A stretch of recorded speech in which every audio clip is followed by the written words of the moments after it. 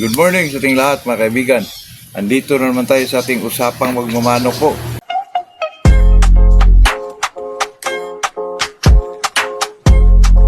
Bago ko umpisahan mga kaibigan ay shout out muna tayo kay Elbert Mojado, kay Gilbert Lopez at saka itong si Philip Gabisay, Juventino Lubrigas, bakla yun. Talagang ano ko na yan mga kaibigan, talagang ano na po.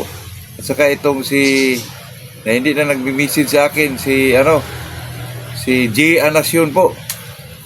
Kumusta na kayong lahat mga kaibigan? Sulo Katura pala.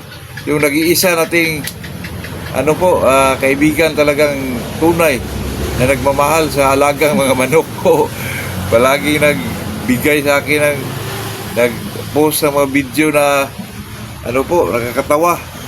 Itong sa atin mga kaibigan kasi may nag-visit sa akin kagabi na ano ba daw dapat talian ang manok, sa kanan ba daw sa kaliwa kasi malapit na daw siyang maglaban. 2 months daw. Hindi kung ano yung yung nakasanayan ng iyong manok. Example, sa kaliwa, 2 buwan na, doon mo na sa kaliwa ilagay mga kaibigan. Pero ang talaga dyan mga kaibigan, kung mag-cord ako, yung hindi pa inilaban isang manok, sa kanan talaga kasi proteksyonan natin yung kaliwa sa mga mga pangyayari na hindi natin inakala mga kaibigan, katulad nung maano yung manok, mabitay, ganon.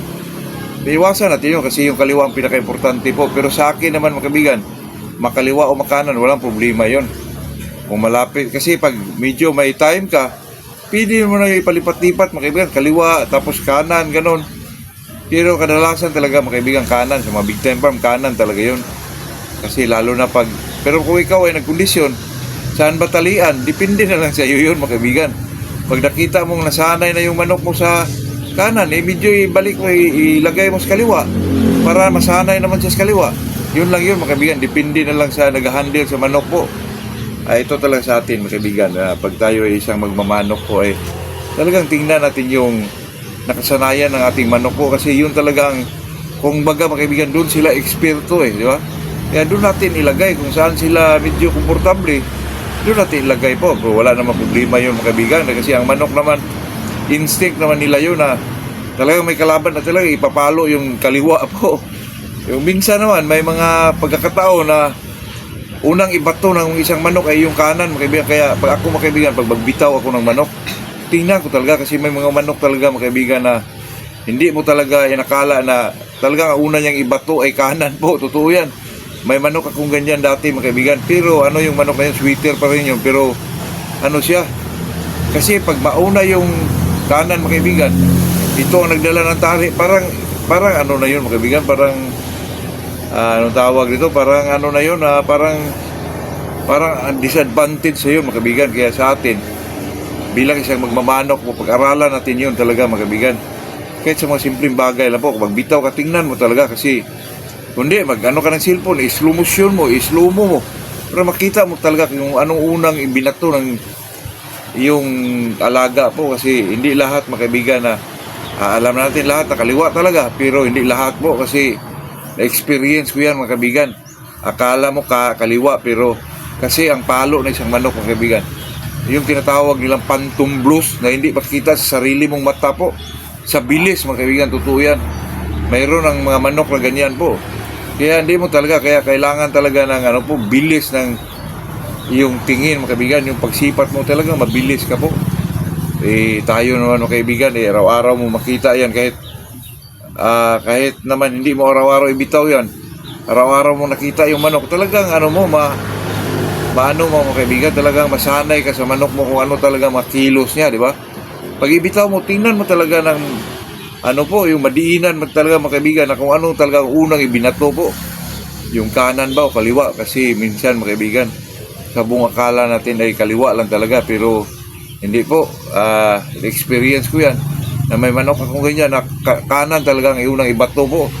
Hindi ko sa labanan yan mga kaibigan, sa totoong laban talaga, pag kanan ang unang mong ibato, magsabayan yan sa taas, patay yung sa atin mga kaibigan, di ba? YouTube, no animal were harmed during the making of this video po kasi ang YouTube mga kaibigan, hindi natin alam kung may masabi tayong sa kanila, iba na po. Yun lang po. Dito naman sa atin ay talagang usapang magmamanok lang mga kaibigan. Yun lang po. Ito ganito kasing pagmamanok mga kaibigan, pag hindi ka talaga medyo nag-obserba din, ay talagang wala kang makuha po. Kasi medyo ngayong araw na ito mga kaibigan, medyo natuwa ako kasi maraming napisa sa aking golden boy po na galing kay Airwax. Kasi yung kay Airwax mga kaibigan, kalimitan dati pa akong nagbe-breed po ay talagang kunti lang makuha ko mga kaibigan, may 2, 3. Pero ngayon maabot sila ng 8 po mga kaibigan. At saka ang daming golden boy natin, madami tayong pipilian po.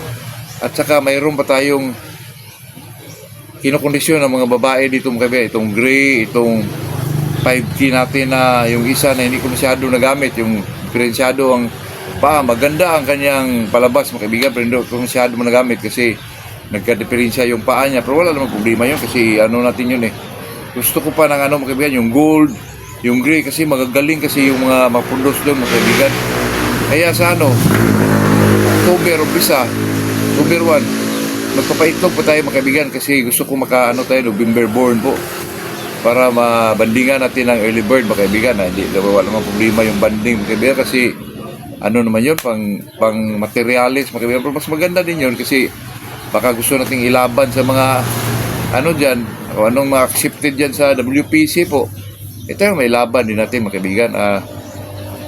Kasi mga kaibigan, dami ko nang napudos dito mga kaibigan. Mayroon akong inilimber po, mga 6 na lalaki siguro mga kaibigan, 7. Tsaka may mga 10 pa dyan na medyo marami din mga lalaki. May halo na gold, yung mga, pero ang daming golden boy po. At saka magpapaitlog pa tayo ng last mga kaibigan. Kahit mga lang, mga 50 itlog lang mga kaibigan. Hindi na natin alam kung saan natin ilagay yan. Pero maanuhan natin ang paraan yan mga kaibigan kasi may naman tayo dyan sa labas. May extra pa tayong lagayan po. Kaya yun lang po. O kung sino mo yung gusto pang kumuha, maabot tayo sa mga kaibigan. Mayroon pang bakante sa golden boy po, sa early bird natin mga kaibigan. Ito yan. Pero yung natin, yung late born, hindi na tayo nakapag-bandor po. Depende na lang kung okay lang sa inyo kung hindi banded po.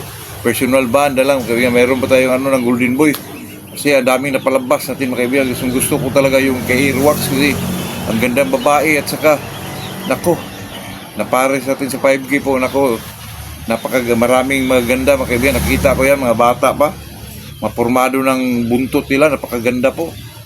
At saka yung mga gold mga kaibigan. Yun lang po, ito'y talaga usapang magmamanok lang mga kaibigan. Kasi sa atin dito natapos na natin yung paggalaan natin doon. Pero parang gusto kong ilimber mga kaibigan kasi takot po ako baka ng sakit po.